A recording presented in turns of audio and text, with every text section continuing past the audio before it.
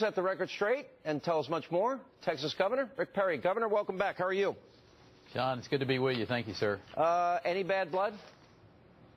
No, actually, 1.5 million of that came out of Texas, and Governor Christie was here this last week. So we are working towards a common goal, and that is to elect as many Republicans as we can on November of 2014. So are we competitors? You better believe it. Just like I compete against Rick Scott or Brian Sandoval or Nikki Haley. We're great competitors, but at the end of the day, we're all on the same team, and that's what really matters. There really is, though, a difference between, say, a Southern Republican governor and a Northeast Republican governor, right? I mean, philosophically, ideologically.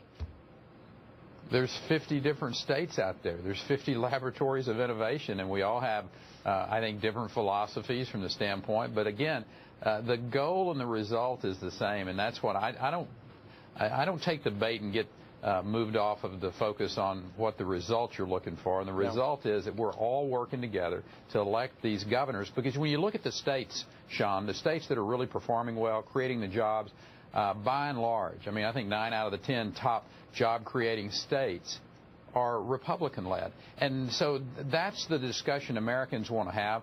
Who is it out there that can really get this country back working? Who can get their states to performing at a high level? Who can create the environment with tax and regulatory and legal policies and a skilled workforce that can put America back on track? I suggest to you that it's Republicans and Republican policies that these governors are putting in place. Right. And whether it's Chris or whether it's Bobby Jindal or Rick Scott, you name it, those are guys that are performing at a high level. Bobby Jindal's going to eliminate the income tax, wants to do that in Louisiana. Scott Walker, he's interesting to me because he took over a $3.5 billion budget deficit and turned it into a $900+ million surplus that he's given the money back to the people of Wisconsin. Rick Scott, no income tax in Florida, no income tax in your state, and I see estimates that between your rainy day fund, your state surplus, you got anywhere between $8 and $12 billion without a state income tax for a rainy day. $12 billion. How much is it? And really, it's pretty simple. It's closer to 12 than it is to 8.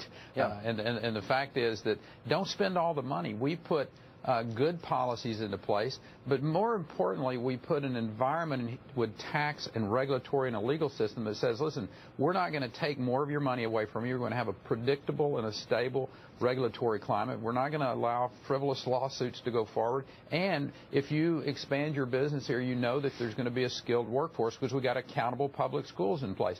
That's a formula that will work. It'll work in New York.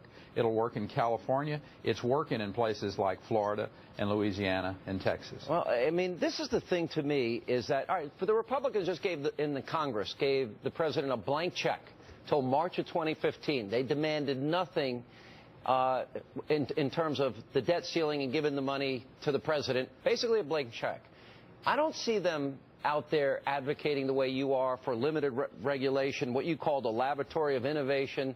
All of these things you're saying, why aren't the House Republicans and the Senate Republicans fighting on the same level that you are? Because clearly these ideas are working in Texas and Wisconsin and Florida and Louisiana and South Carolina, Ohio. I can't answer that question about why they don't, because I think most Americans don't buy into the one-size-fits-all mentality that Washington, D.C. has all the answers. And I know it's hard to give up power and hard to give up control, but if America's going to get back on track, it's going to be having a decentralization back into the states.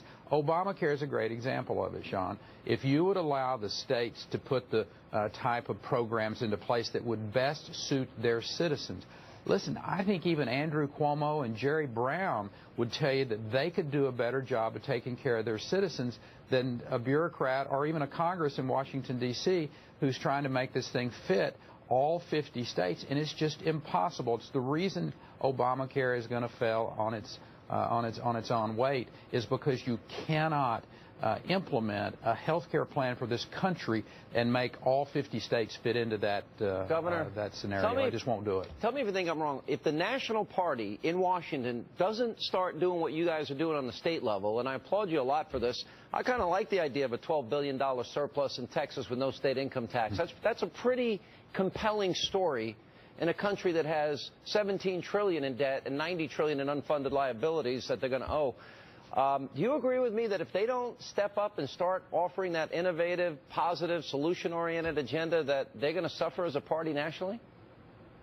Well, I think it makes a lot of sense to allow these 50 laboratories of innovation to come up with the best ways to deliver services for their citizens. There may be some of the states that have a completely different idea. And whether it's social issues or economic issues, I think the states will come up with better solutions for their citizens than leaving it to Washington, D.C.